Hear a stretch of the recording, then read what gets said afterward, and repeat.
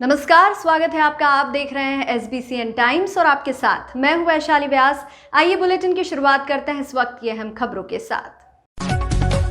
Smack तस्करी में गिरफ्तार हुए आरोपी युवक सोहेल की पुलिस कस्टडी में मौत के बाद परिजनों ने लगाया आरोप। नारकोटिक्स पुलिस द्वारा मामले में सुलह के लिए दबाव बनाने का लगाया आरोप।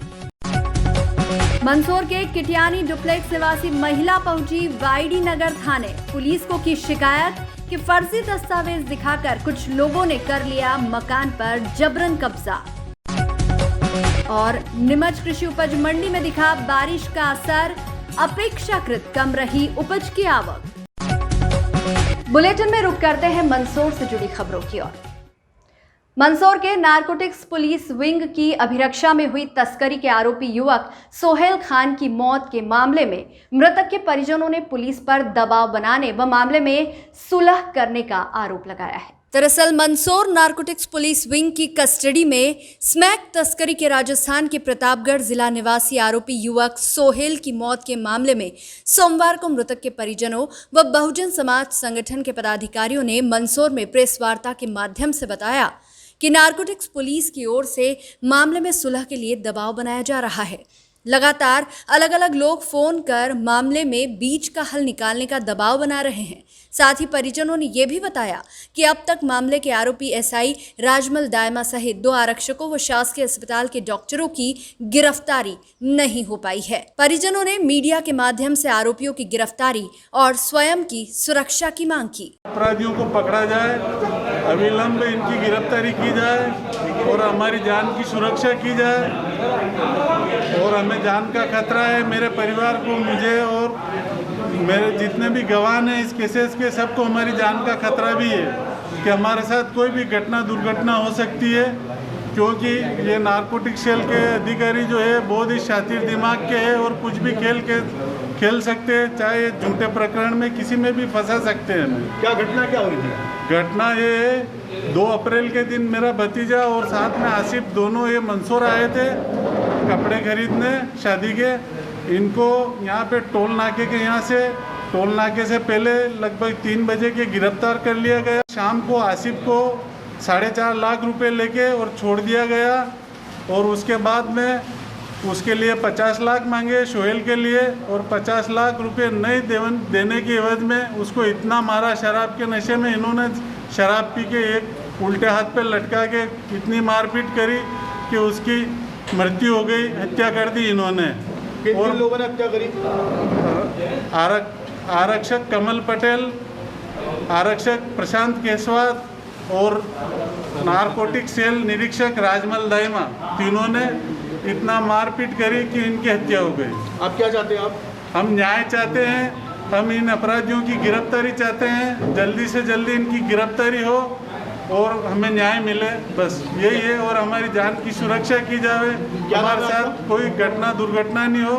मंदसौर के किटियानी डुप्लेक्स निवासी एक महिला और उसके परिजन वाईडी नगर थाने पहुंचे और पुलिस को शिकायत करते हुए बताया कि उनके मकान पर कुछ लोग जबरन कब्जा कर बैठे हैं। इनके द्वारा फर्जी दस्तावेज दिखाकर मकान पर कब्जा कर लिया गया। परेशान महिला अपने घर से कब्जा हटवाने की मांग को लेकर पुलिस के पास पहुंची। दरअसल 27 वर्षीय किरण पिता जगदीश मालवीय ने सोमवार को शहर के वाईडी नगर थाने पहुंचकर पुलिस को बताया कि उनका शहर के किटियान स्थित डुप्लेक्स मकान है। पिछले कुछ समय से पारिवारिक तनाव के चलते महिला अपने मायके पीपलिया मंडी ही रह रही है। महिला के पति की पिछले कुछ माह पूर्व मौत हो चुकी है। जब महिला विगत दिनों अपने किटियानी डुप्लेक्स स्थित निवास पर पहुंची तो यहां देखा कि उनके मकान पर कुछ लोगों ने ताला तोड़कर जबरन कब्जा कर लिया। कब्जा करने वाले लोग मकान के फर्जी दस्तावेज दिखाकर मकान को अपना बता रहे हैं। महिला ने मामले में 2 पुरुष व 1 महिला का नाम लेते हुए उनके द्वारा कब्जा करने की बात कही। वहीं ये भी कहा कि उक्त लोग मकान खाली करने के नाम पर 5 लाख रुपए की मांग भी कर रहे हैं। वहीं पुलिस में उनके खिलाफ शिकायत की जा रही है। महिला ने बताया कि उनके द्वारा पूर्व में भी पुलिस को इस बात की शिकायत की, लेकिन कोई सुनवाई नहीं हुई। परेशान महिला सोमवार को वाईडी नगर थाने पहुंची। पुलिस से उनके मकान का कब्जा हटाने की गुहार लगाई।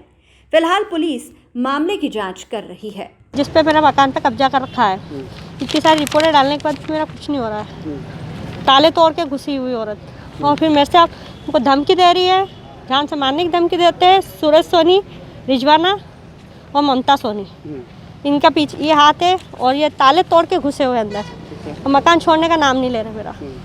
उल्टा पैसे मांग रहे हैं, मैं से 5 लाख दे तो छोड़ूं क्या, तो छोड़ूं मैं मकान। और बोले कि फिलहाल तो मकान छोड़ू भी नहीं मैं, बोल रहे जान से मार देंगे तेरे को। मेरे को धमकी भी धमकियाँ मिल रही है पर मेरी कोई कार्रवाई नहीं हो रही है। एसपी ऑफिस गई हूँ, यहाँ कई बार आ चुकी हूँ। ये यहाँ वाइडी नगर थाना ही लगता है किटेनी का। उसके अलावा मैं परेशान हो गई हूँ आधार की, और आप वो उल्टी मुझे फंसाने के लिए रिपोर्टर डाल रही है। ये सुरेश सोनी ने करवाया था, ताले तोड़े अंदर और घुस गए, बोले कि फर्जी एग्रीमेंट बनवा के। मुझे एक एग्रीमेंट यहाँ पे मैं आई थी जब रिपोर्ट डाली थी तो एग्रीमेंट थमा दिया। हाँ, मकान उनका है और वो छोड़ने के लिए तैयार नहीं मकान को। यहाँ पे बुलाया मुझे बयान के लिए कि रिजवाना ने रिपोर्ट डाल रखी, उल्टी मेरी रिपोर्ट डाल रखी है। तो मैं यहाँ आई हूँ, 2 बार आ चुकी हूँ मैं यहाँ। ये सारी रिपोर्ट है। वो बोल रहे हैं कि मेरे को 5 लाख दे। मैं 5 लाख किस चीज़ के दूँ? मेरा मकान उसके बाद भी कब्जा कर रखा है, ना छोड़ने का नाम लेते और उल्टी धमकी दे रहे, जान से मारने की, बेटी उठाने की। मैं कहाँ जाऊँ? 2 दिवसीय प्रवास पर मंदसौर पहुंचे अंतर्राष्ट्रीय संत कृष्णानंद जी महाराज ने सोमवार शाम अष्टमुखी भगवान पशुपतिनाथ मंदिर पहुंचकर दर्शन किए और भगवान महादेव से कोरोना मुक्ति की विनती की। गुरु पूर्णिमा से पूर्व 2 दिवसीय प्रवास पर मंदसौर पहुंचे अंतर्राष्ट्रीय संत श्री कृष्णानंद जी महाराज के दर्शन के लिए जिले सहित आसपास के भक्तगण चरण पादुका दर्शन के लिए मंदसौर पहुंच रहे हैं। संत श्री पशुपतिनाथ अतिथि धर्मशाला में विराजित हुए हैं। सोमवार शाम 5 बजे संत श्री ने अष्टमुखी भगवान पशुपतिनाथ मंदिर पहुंचकर महादेव की पूजा अर्चना की। इस मौके पर मीडिया से बातचीत में संत श्री कृष्णानंद जी महाराज ने बताया कि देश कोरोना महामारी से जूझ रहा है। मैंने भगवान पशुपतिनाथ से कोरोना मुक्ति की विनती करते हुए भगवान से कहा कि हे महादेव, आप तो विषपान करने वाले हैं, तो आप इस कोरोना रूपी विष का पान कर मानव जीवन को अभय दान दें।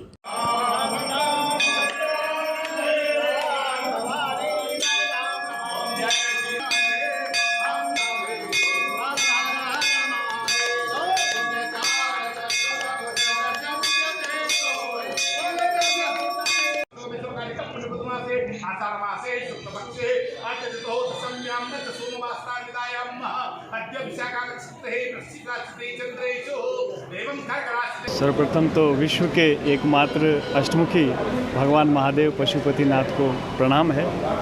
आज यहाँ गुरु पूर्णिमा के पूर्व विहार करने का अवसर भगवान महादेव ने प्रदान किया और आज सोमवार के अवसर पर भगवान पशुपतिनाथ का पूजन वंदन किया गया। इसका एकमात्र उद्देश्य ये रहा कि इस समय पूरा विश्व विकट परिस्थितियों से गुजर रहा है और चारों तरफ हाहाकार मचा हुआ है। हम देवादिदेव महादेव से विनती करते हैं, प्रार्थना करते हैं, साष्टांग दंडवत प्रणाम करके बार बार ईश्वर से यही कामना करते हैं कि विश्व का मंगल करें। आप तो विष पीने में निपुण हैं, आपने तो विष पी करके पहले भी जगत की रक्षा की थी, आज फिर इस समय चारों तरफ भयंकर हलाहल फैला हुआ है। हे महादेव, आप पान करके अपने भक्तों को अभय दान दें, निर्भयता प्रदान करें, ऐसी हम महादेव से कामना करते हैं। अंतर्राष्ट्रीय संत कृष्णानंद महाराज का 2 दिवसीय मंदसौर प्रवास हुआ। महाराज श्री ने कोरोना महामारी की तीसरी वेव की रोकथाम को लेकर गुरु संदेश देते हुए कहा कि आम जन मंदिर जाए, काम करे, लेकिन कोविड नियमों का पालन जरूर करे ताकि आने वाली तीसरी लहर को रोकने में सहायक बने। सभी नागरिक नियमित मास्क पहने और साबुन से बार बार हाथ धोते रहे ताकि संक्रमित होने से बच सके और संक्रमण को रोकने में सहायक बने।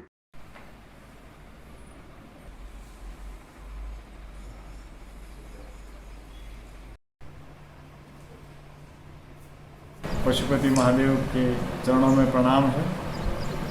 आज मंदसौर में 2 दिवसीय प्रवास करने का अवसर प्रदान हुआ। गुरु पूर्णिमा के पूर्व विहार का कार्यक्रम रखा गया था। आज देश ही नहीं पूरा विश्व एक भयावह वातावरण से त्रस्त है और ना जाने ये कब तक आगे चलेगा। इसलिए हमें इस पावन सत्र में यही देश को संदेश देना है कि जब तक पूर्ण रूपेण वापस वो खुशहाली ना आए तब तक हमें जागरूक रहना है। थोड़ी सी भी लापरवाही फिर एक बार वापस भयावहता को आमंत्रण कर सकती है। इसलिए सभी से आग्रह है, आप देवालय जाएं, अवश्य जाएं, मिलना जुलना ना छोड़ें, क्योंकि उसके बिना भी काम नहीं चलेगा। मजदूरी भी ना छोड़ें, ज़रूरी है आजीविका का पालन करना, लेकिन अपना ध्यान रखें, मास्क हमेशा पहनें और बार बार हाथ साबुन से ज़रूर धोएं, ताकि हम एक भयावह बीमारी से बच सकें और समाज को भी बचा सकें। इसलिए मर्यादित जीवन जिए, क्योंकि हमारे वेद पुराणों में वर्णन आया है, जहाँ मर्यादा है वहीं धर्म है। इसलिए धार्मिक व्यक्ति भी वही है जो मर्यादा में रहता है। इसलिए सभी से पुनः आग्रह है कि अपना आधार ईश्वर को माने और उसी ईश्वर की एकमात्र शरण रहें, अच्छे काम करें, नेक विचार रखें, लेकिन अवेयरनेस रखें, जागरूक रहें, ताकि समाज का भला हो सके। जय महादेव। हर वर्ष की तरह इस वर्ष भी मनासा नगर के अक्षत नगर में पर्यावरण मित्र संस्था द्वारा मनासा में 3 दिवसीय निःशुल्क पौधा वितरण का आयोजन रखा गया, जिसमें प्रथम दिन 470 लोगों को करीब 2100 पौधे वितरित किए गए। संस्था लगातार 20 वर्षों से निःशुल्क पौधा वितरण का कार्य कर रही है। रविवार को दूसरे दिन पौधे लोगों को वितरण किए व तीसरे दिन सोमवार को भी पौधे निःशुल्क वितरण किए जाएंगे। पर्यावरण मित्र संस्था द्वारा अभी तक करीब 85 स्थानों पर अलग अलग गांव की समितियों को पौधे भी दिए गए। इस बार 8000 पौधे वितरित किए जाएंगे। पर्यावरण मित्र संस्था के सदस्य आनंद मनावत, अनुराग शर्मा, कृष्ण दरक, अनूप शर्मा, जगदीश विजयवर्गीय, दीपक झवर आदि ने पौधे लोगों को वितरित किए। पर्यावरण मित्र संस्था पिछले 20 सालों से निःशुल्क पौधा वितरण करती आ रही है। इस साल भी हम लोगों ने 8000 पौधों को बांटने का लक्ष्य अपना रखा है। कल प्रथम दिवस था। कल हम लोगों ने 470 लोगों को 2100 पौधे बांटे हैं और आज भी इस समय तक 478 लोगों ने लाइन में लगकर अभी पौधे लिए हैं और तकरीबन 2400 पौधे हम लोग अभी तक बांट चुके हैं। कौन कौन से पौधे? ये जो आयोजन है ये 3 दिवसीय होता है। कल सोमवार को भी इसका आयोजन रहेगा और तकरीबन 10 तरह के हम पौधे हैं जो यहाँ पे हम निःशुल्क वितरण कर रहे हैं। हमारे पास में नीम, आंवला, जामुन, मीठा नीम, सीताफल, अशोक, करंज, शीशम, इमली और कटहल, ऐसे 10 तरह के पौधे अभी यहाँ उपलब्ध हैं। बुलेटिन में यहाँ रुकेंगे एक छोटे से ब्रेक के लिए, आप बने रहिए हमारे साथ।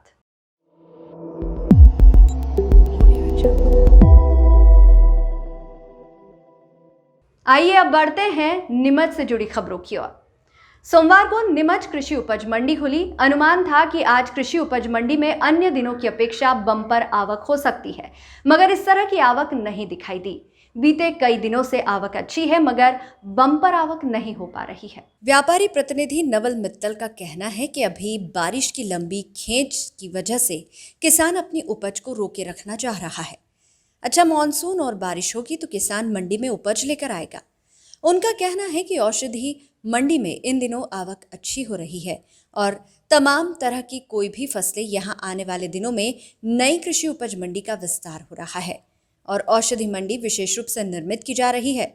यही हालात रहे तो आने वाले वक्त में नीमच कृषि उपज मंडी देश की सबसे टॉप औषधि मंडी होगी, जहां से लोग औषधि खरीदने आएंगे। नीमच कृषि उपज मंडी में आज भी सोयाबीन, गेहूं जैसी उपज की आवक सर्वाधिक रही। कई उपज के भाव में तेजी देखी गई थी तो कुछ के दाम नरम पड़े। बहरहाल जैसे ही मौसम बेहतर होगा और अच्छी बारिश शुरू होगी, वैसे ही मंडी में बम्पर रौनक दिखाई देगी और व्यापार व्यवसाय रफ्तार पकड़ेगा। है मगर थोड़ा माल पे ब्रेक लगा है, क्योंकि मनोवृत्ति बदलती है, पानी ऊपर खींचे जा रहा है, बारिश पूरी नज़र आ नहीं रही किसान को।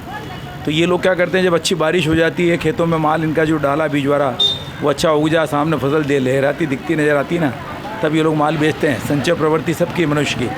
अब सबको अभी काल सूझ रहा है, तो काल में माल को जल्दी प्रेशर से बेचते नहीं हैं। अब धीरे धीरे अगर मौसम वापस करवट लेता है और पानी अच्छा गिर जाता है तो माल की आवक तो और बढ़ेगी।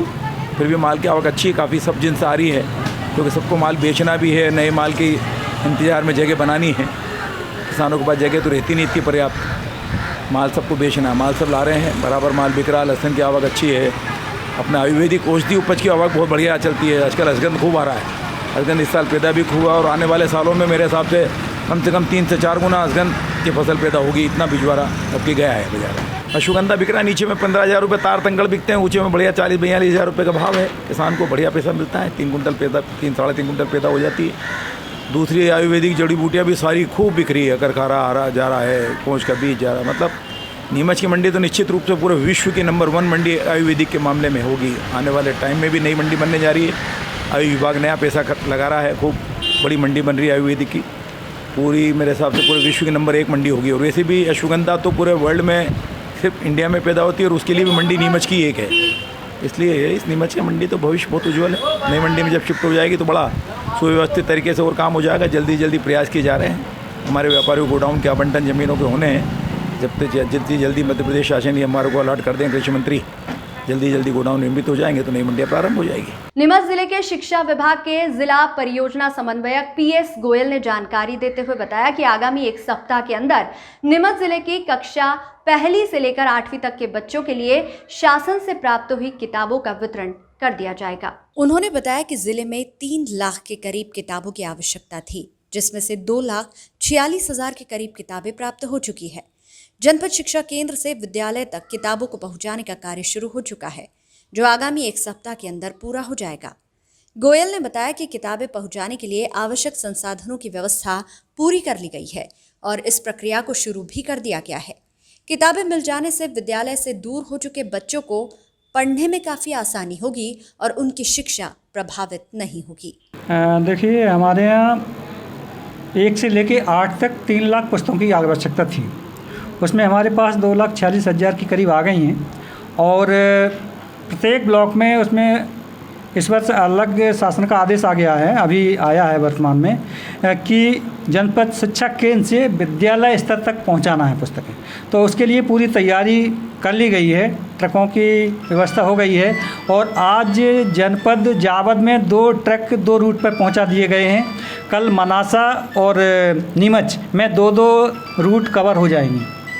इस प्रकार पुस्तकें हमारी वितरित हो रही हैं। आज 1 सप्ताह में हो जाएंगी पूरी पुस्तक। नीमच शिक्षा विभाग के जिला परियोजना समन्वयक PS गोयल ने जानकारी देते हुए बताया कि जिले में 440 निजी विद्यालय संचालित है, जिनमें निःशुल्क शिक्षा के तहत 3,480 विद्यार्थियों को प्रवेश लेना था, जिसके लिए ऑनलाइन 1,711 विद्यार्थियों ने आवेदन किया। इसमें 1,547 आवेदक ही सत्यापन के लिए जांच उपरांत 1,335 विद्यार्थियों के दस्तावेज सही पाए गए और इन्हें निःशुल्क शिक्षा हेतु प्रवेश दिया गया। 212 आवेदन दस्तावेज में दिक्कत होने के कारण निरस्त किए गए हैं। निःशुल्क शिक्षा मुख्य रूप से अनुसूचित जाति, जनजाति, गरीबी रेखा के नीचे जीवन यापन करने वाले परिवारों के विद्यार्थियों के लिए दी जाती है, ताकि वे अच्छे से पढ़ाई कर सके और अपना भविष्य उज्जवल कर सके। इस एवज में शासन के द्वारा निजी विद्यालयों को निर्धारित राशि का भुगतान किया जाता है, ताकि वे अन्य परिवारों के बच्चों की तरह निजी स्कूलों में शिक्षा ग्रहण कर सके। इसके लिए सीटें आरक्षित रखी जाती है। अच्छा, 440 स्कूलों में प्रवेश होना था RT के तहत, उसमें 3480 सीटें थी और 1711 फार्म आए थे। 1547 का सत्यापन हुआ और 1335 पात्र पाए गए। अब ये पात्र तो उनके डॉक्यूमेंट के आधार पर जो उन्होंने जिस समय फार्म भरा था उस समय लगाए तो उनका सत्यापन किया गया था। वो बच्चे जैसे BPL हैं या गरीब तबके के हैं, SC ST अनुसूचित जात जनजात, इन व्यक्तियों के बच्चों के लिए। जीव दया संघ नीमच द्वारा सोमवार को कलेक्ट्रेट कार्यालय पर पहुंचकर आगामी बकरी ईद के अवसर पर अवैध पशुवध को रोकने व शहर में चल रहे अवैध बूचड़खाने और अवैध मांसाहार की दुकानों पर कार्रवाई करने के लिए एक ज्ञापन दिया। ज्ञापन में बताया गया कि इसके कारण शहर का माहौल खराब होता है व गंदगी होती है। इतना ही नहीं, इस तरह के कृत्य करने वालों पर पशु क्रूरता अधिनियम के तहत कार्रवाई की जाए। इस अवसर पर जीव दया संघ के पदाधिकारी और कार्यकर्ता उपस्थित रहे। इससे पूर्व सभी लोग कलेक्ट्रेट के मुख्य दरवाजे से नारेबाजी करते हुए कलेक्ट्रेट भवन के गेट पर पहुंचे, जहां पशु हिंसा, पशु क्रूरता के खिलाफ नारेबाजी की। जीव दया संघ के द्वारा ज्ञापन नायब तहसीलदार पिंकी साढ़े को दिया गया। इस दौरान वरिष्ठ अधिवक्ता प्रवीण मित्तल सहित जीव दया संघ से जुड़े पदाधिकारी, कार्यकर्ता, महिला पुरुष आदि मौजूद रहे। आज हमने कलेक्टर को ज्ञापन दिया है इस हेतु कि नीमच जिले के जितने भी अहिंसक शाकाहारी नागरिक हैं। अभी जैसे कि 21 तारीख को बकरीद आने वाली है और नीमच ज़िले में एक भी वधशाला लाइसेंसधारी नहीं है। बगैर लाइसेंस के अवैध रूप से पशुवध घरों में और सड़कों पे किया जाता है और गंदगी यहाँ वहाँ बहा दी जाती है, जिससे कि चारों तरफ न्यूसेंस फैलता है और लोगों की धार्मिक भावना भी आहत होती है। हमारा उद्देश्य किसी की भी धार्मिक भावनाओं का आहत करने का नहीं है। मुस्लिम भी हमारे भाई हैं, हमें उनसे कोई दिक्कत नहीं है, लेकिन हम ये चाहते हैं कि हम भारत देश में रहते हैं तो हम भारत देश के सभी कानूनों का अक्षरश पालन करें और उसके अनुरूप ही किसी प्रकार की कोई कार्रवाई करें। लेकिन अभी तक पिछले काफ़ी समय से जो चीज़ देखने में आ रही है कि कानून का पालन नहीं हो रहा है और अवैध रूप से पशुवध यहाँ वहाँ किया जा रहा है, जो कि बिल्कुल अनुचित है और भारत देश में इस प्रकार से कानून को हाथ में लेने की अनुमति नहीं दी जा सकती है। इसी चीज़ पर रोक लगाने के लिए हमने आज कलेक्टर महोदय को ज्ञापन दिया है। चूँकि नगरपालिका और पुलिस प्रशासन दोनों ही कलेक्टर के अंडर में आते हैं, ऐसी स्थिति में उनका यह कर्तव्य है कि अपने नीचे जितने भी प्रशासनिक अधिकारी हैं उनको इस संबंध में आदेश दें कि किसी भी प्रकार से अवैध रूप से पशुवध ना हो सके। इस बाबत हमने ज्ञापन कलेक्टर महोदय को दिया है। भारत सरकार द्वारा 2015 में आवासहीन नागरिकों को आवास देने हेतु प्रधानमंत्री आवास योजना पूरे देश में प्रारंभ की गई। इस योजना को नीमच जिले में भी लागू किया गया। आवासहीन नागरिकों ने नियमानुसार आवेदन के साथ अमानत राशि जमा कराई। पहले आए पहले पाए की योजना के तहत सभी आवासियों ने प्रक्रिया अपनाते हुए देश में नोटबंदी होने के बाद भी अमानत राशि का जुगाड़ हेतु कई लोगों ने अपने गहने गिरवी रखकर, कई लोगों ने कर्जा लेकर अपने घर की चाह में राशि के साथ आवेदन किया, परंतु मेडिकल कॉलेज के नाम पर प्रधानमंत्री आवास योजना को सरेंडर कर दी गई और 600 लोगों के आवास के सपने को तोड़ने का प्रयास किया जा रहा है। शहर का प्रत्येक नागरिक मेडिकल कॉलेज इस शहर में चाहता है, लेकिन मेडिकल कॉलेज के नाम पर आवासहीन लोगों के आवास के सपने को कुचलने का प्रयास किया जा रहा है। निर्माणाधीन प्रधानमंत्री आवास की जमीन पर शहर हित में मेडिकल कॉलेज आवश्यक हो तो हमें मेडिकल कॉलेज का कोई विरोध नहीं, पर उसके स्थान पर अन्य भूमि पर आवेदित 600 लोगों को आवास उपलब्ध करवाए जाते हैं। आज करीब 5 वर्ष इस आवास योजना को हो गए, पर आवासहीन आवेदनकर्ताओं को किसी प्रकार का आवास स्थानीय प्रशासन द्वारा उपलब्ध नहीं करवाया गया, जबकि पूरे प्रदेश एवं देश के अन्य राज्यों में आवास योजना के आवेदकों को आवास आवंटित किए जा चुके हैं। भारत सरकार ने 2022 तक आवासहीनों को मकान देने का वादा कर उनसे राशि जमा कर आवेदन लिए थे। हम सभी आवेदक आपसे अनुरोध करते हैं कि शीघ्र कार्रवाई कर हम आवासहीनों को आवास उपलब्ध कराएं। 2015 में नीमच नगर पालिका ने प्रधानमंत्री आवास योजना के तहत नीमच शहर में एक विज्ञापन निकाला और विज्ञापन के तहत कई लोगों ने यहाँ पर आवेदन किए। उस समय नोटबंदी के तहत पूरा शहर में बैंकों में नोटबंदी चल रही थी। लोगों ने जो एफडी के पैसे जमा करने थे, उन पैसों के लिए कई लोगों ने तो अपने गहने गिरवी रखे, कई लोगों ने कर्जा लिया। बड़ी मुश्किल से लोगों ने पैसे की व्यवस्था करके, एक सपना था हर आदमी का कि हमारा घर हो। 2015 के बाद आज दिनांक तक ये लोग नगर पालिका के चक्कर काट रहे हैं, किसी को कोई आवाज़ नहीं दिया जा रहा है। जबकि 144 लोगों को तो मकान दिए जाने की बात की जा रही है, लेकिन 600 लोगों को कह रहे हैं आपके पैसे वापस ले जाओ। जब ये इन लोगों से पैसे लिए, पहले आओ पहले पाओ के तहत आवेदन दिए हैं, तो इनका हक बनता है इनको सबको मकान दिया जाए। यदि सबका मकान दिला के रहेंगे, चाहे इसके लिए हमें संघर्ष करना पड़े, कलेक्टर का घेराव करना पड़े, नगर पालिका का घेराव करना पड़े या विधानसभा का घेराव करना पड़े, वहाँ तक जाने को हम तैयार हैं। हम संघर्ष करेंगे और सबका आवास लेके रहेंगे। आज 5 वर्ष से अधिक बीत चुके हैं, पर उन्हें किसी भी प्रकार का कोई भी आवास सरकार देने को राजी नहीं है। ये हमारे यहाँ की नगर पालिका एवं जनप्रतिनिधियों की लापरवाही का नतीजा है कि आज तक इन आवेदकों को किसी प्रकार का आवास नहीं मिला, जबकि प्रधानमंत्री योजना के अंतर्गत पूरे देश में के साथ प्रदेश में भी कई जगह जो है आवास दिए गए हैं। हम सिर्फ इस मांग को लेकर आए हैं कि किसी भी कीमत पर इन सभी 600 आवेदकों को अपना आवास मिले, ताकि इनके घर का सपना पूरा हो सके। बिल्कुल निश्चित रूप से पहली बात तो उल्टा ब्याज मिलना चाहिए, पर ये आवेदक जितने भी यहाँ हैं, ये अपना पैसा लेने को तैयार नहीं है। इन्होंने कोई ब्याज के लिए पैसे नगर पालिका में जमा नहीं कराए थे, उल्टा नगर पालिका 8,000 रुपये 40,000 में से 8,000 रुपये काट कर देना चाहती है। और ज़बरदस्ती जब ये आवेदक वहाँ जाते हैं तो एक फार्म पे साइन कराया जाता है कि आप इस पे साइन करें और अपने पैसे ले जाएं। हम चाहते हैं कि किसी भी प्रकार का रुपया वापस नहीं दिया जाए, अमानत राशि वापस नहीं जाए, इन्हें सिर्फ आवास मिले। आवास के लिए जो हमने 5-6 साल पहले जो 40,000 रुपये जमा किए, नगर पालिका अगर उस 40,000 के 4 लाख रुपए भी देगी, 4 लाख रुपए भी देगी तो नहीं लेंगे, क्योंकि हमें नीमच शहर के अंदर हम इतनी महंगाई है, हम गरीब आदमी यहाँ पे ज़मीन खरीद नहीं सकते, मकान बना नहीं सकते।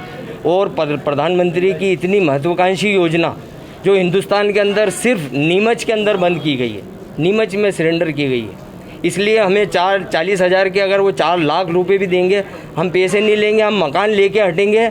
चाहे तो हमारे को जो अधूरे मकान बने हुए हम वहाँ हमारी झुग्गी झोपड़ी बांध के वहाँ रहने लग जाएंगे, लेकिन हम इस आंदोलन को बंद नहीं करेंगे, इसको और उग्र रूप देंगे और हम इसकी कानूनी कार्रवाई भी करेंगे और हम लड़ते रहेंगे। हम 600 लोग नहीं हैं, हम 6 लाख लोग हैं।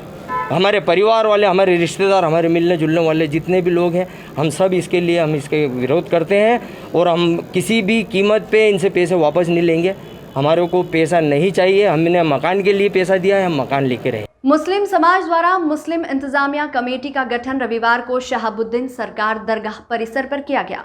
इस दौरान एक कार्यक्रम भी आयोजित किया गया। इस अवसर पर सर्वसम्मति से समाज सेवी गुलाम रसूल पठान को मुस्लिम इंतजामिया कमेटी का अध्यक्ष चुना गया। कार्यक्रम में नीमच शहर सहित जावद, अठाना, सिंगोली, रतनगढ़, मनासा सहित जिले के विभिन्न स्थानों से मुस्लिम समाजजन शामिल हुए।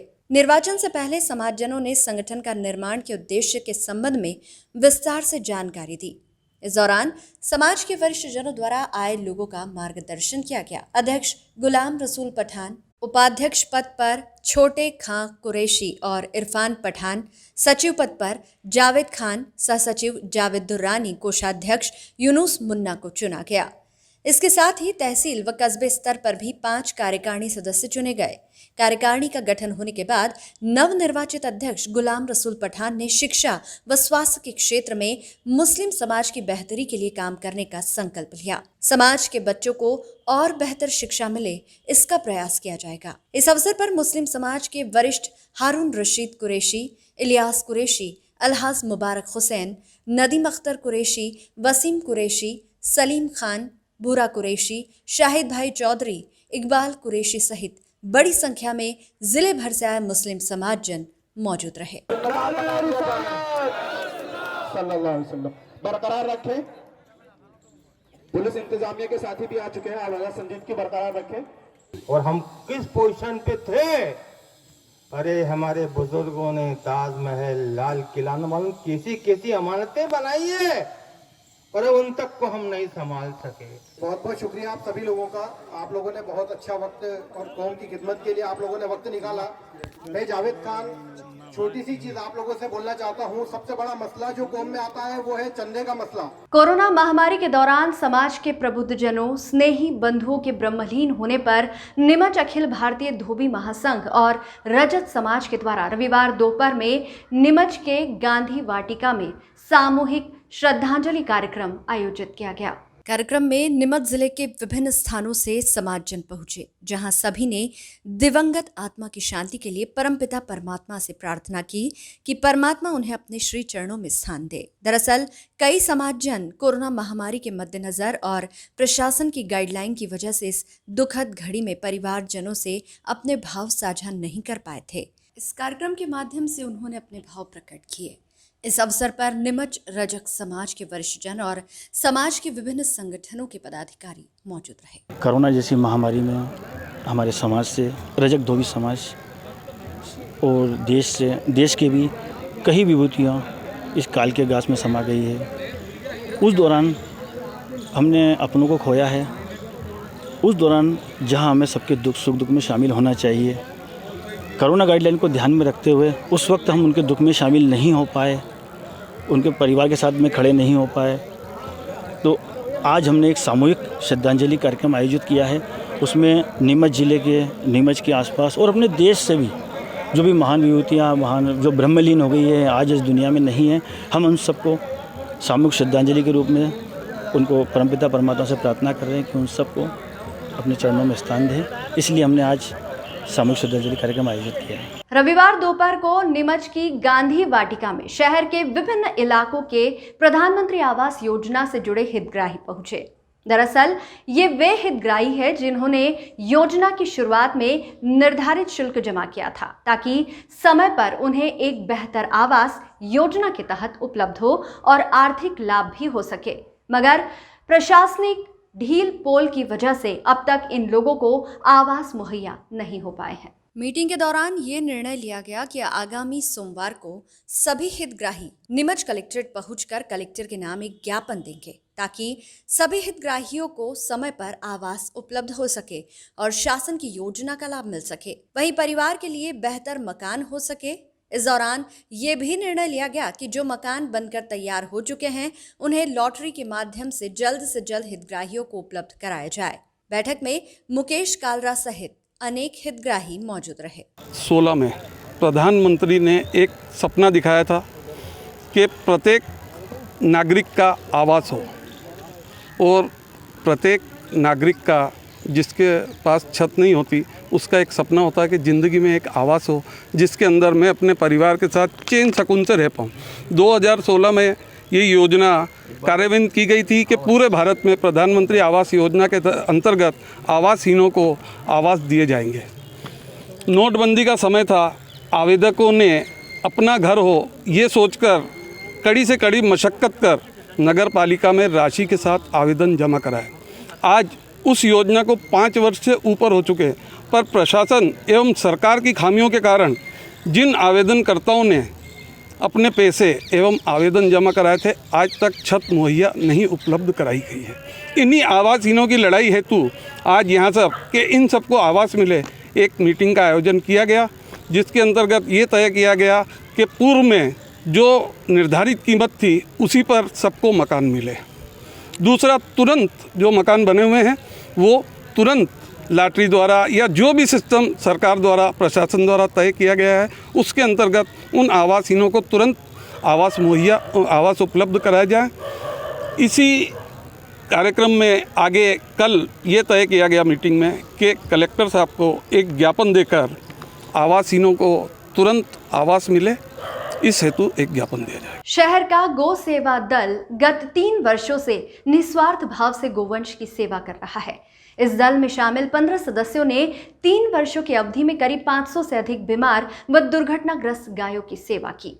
गो सेवा दल के सदस्यों ने बताया कि उन्होंने शहर के स्वामी विवेकानंद कॉलेज के पीछे स्थित दुर्गा शंकर गायरी के एक निजी प्लॉट पर गौशाला बनाई है। वे गत 3 वर्षों से यहाँ गायों की सेवा कर रहे हैं। टीम के सदस्य प्रतिदिन गौशाला पहुंचकर गायों के लिए हरा चारा सहित अन्य व्यवस्थाएं जुटाते हैं। बीमार व दुर्घटनाग्रस्त गोवंश को पशु चिकित्सकों के माध्यम से उपचार भी उपलब्ध करवाते हैं। उनका कहना है कि गायों की सेवा ही असल में नारायण की सेवा है। गो सेवा दल को हरियाणा, पंजाब व शाजापुर के दल से प्रेरणा मिली। इसके बाद से ही निस्वार्थ भाव से सेवा कार्य किया जा रहा है। गौ सेवा दल के सदस्यों का कहना है कि अगर हमें कहीं से भी फोन आता है तो हम उसी वक्त सारा काम छोड़कर गौ सेवा के लिए चल पड़ते हैं। गौ माता की सेवा का कार्य निरंतर जारी रहेगा। वहीं नीमच में श्री जैन श्वेतांबर महावीर जिनालय ट्रस्ट विकासनगर नीमच के तत्वावधान में आचार्य मुक्ति सागर सुरेश्वर जी महाराज साहब के आशीर्वाद से साध्वी हित दर्शना श्री जी महाराज साहब, दिव्य नेहा श्री जी महाराज साहब, चारू दर्शना श्री जी महाराज साहब का पावन चातुर्मासिक मंगल प्रवेश कार्यक्रम 20 जुलाई आषाढ़ सुदी 11 को जैन भवन पर नवकारसी के बाद प्रारंभ होगा। श्री जैन श्वेतांबर महावीर जिनालय ट्रस्ट विकास नगर नीमच अध्यक्ष राकेश आंचलिया, सचिव राजेंद्र बंबोरिया ने बताया कि जैन भवन पर नवकारसी के बाद सुबह साध्वी वृंद का सामैया जुलूस जैन भवन से प्रारंभ होकर शिक्षक कॉलोनी विकास नगर के प्रमुख मार्गों से होता हुआ आराधना भवन महावीर जिनालय विकास नगर पर पहुंचकर धर्म सभा में परिवर्तित होगा। नवकारसी के लाभार्थी श्रीमती सागरबाई मूलचंद बंबोरिया परिवार होंगे। श्री संघ के सभी महानुभावों से निवेदन है कि पूज्य साध्वी जी महाराज साहब के चातुर्मासिक मंगल प्रवेश पर समय का ध्यान रखते हुए सभी कार्यक्रमों में समय पर पधार कर जिन शासन की शोभा बढ़ाए। इसी के साथ ही नीमच में भारतीय किसान संघ तहसील का अभ्यास वर्ग संपन्न। भारतीय किसान संघ जिला कार्यालय से जारी प्रेस नोट में जिला मंत्री गोपाल जाट ने बताया कि भारतीय किसान संघ तहसील नीमच का एक दिवसीय अभ्यास वर्ग 18 जुलाई 2021 को नीलकंठ महादेव मंदिर बोरखेड़ी पानेरी पर प्रांतीय अध्यक्ष श्री कमलजी आंजना, प्रांत मंत्री श्री शांतिलाल शर्मा के मार्गदर्शन एवं जिला संरक्षक राधेश्याम धनगर, जिला अध्यक्ष मांगीलाल पाटीदार की उपस्थिति में संपन्न हुआ। वर्ग का शुभारंभ अतिथियों द्वारा भगवान बलराम एवं भारत माता के चित्र पर माल्यार्पण कर किया गया। उसके पश्चात अतिथियों का परिचय एवं स्वागत तिलक लगाकर श्रीफल देकर किया गया। तहसील अध्यक्ष जमनालाल पाटीदार ने स्वागत उद्बोधन के साथ भारतीय किसान संघ तहसील नीमच द्वारा विगत 3 वर्षों में किए गए कार्यों का प्रतिवेदन रखा। प्रांत मंत्री श्री शर्मा ने भारतीय किसान संघ की रीति नीति को विस्तार से समझाया। सभी किसान बंधुओं को अधिक से अधिक संख्या में नए कार्यकर्ताओं को जोड़ने के लिए प्रेरित किया। प्रांत अध्यक्ष श्री अंजना जी ने बताया कि भारतीय किसान संघ एक राष्ट्रवादी संगठन है। किसानों के हक की लड़ाई के लिए भारतीय किसान संघ हमेशा अग्रिम पंक्ति में खड़ा रहता है। जब जब आवश्यकता पड़ती है तो सरकारों के खिलाफ आंदोलन भी करते हैं एवं संगठन को मजबूत करने के लिए हर 3 वर्ष में सदस्यता भी करते हैं। देश पर किसी भी तरह का संकट आने पर मिलजुल कर मुकाबला करना है। कोरोना जैसी महामारी में भारतीय किसान संघ भी पीछे नहीं रहा, कई सेवा कार्य किए। प्रांत अध्यक्ष द्वारा वर्तमान नीमच तहसील कार्यकारिणी को भंग किया गया एवं नवीन कार्यकारिणी के गठन के लिए नीलेश पाटीदार को निर्वाचन अधिकारी नियुक्त किया गया। निर्वाचन अधिकारी द्वारा नीमच तहसील अध्यक्ष के अध्यक्ष पद पर भंवर सिंह चंद्रावत सावन एवं तहसील मंत्री के लिए कैलाश पाटीदार भरभड़िया को निर्वाचित घोषित किया गया। बाकी तहसील कार्यकारिणी सर्वसम्मति से नवीन अध्यक्ष भंवर सिंह चंद्रावत द्वारा घोषित की गई। इस बुलेटिन में फिलहाल इतना ही। लगातार न्यूज अपडेट्स के लिए देखते रहिए SBCN टाइम्स। नमस्कार।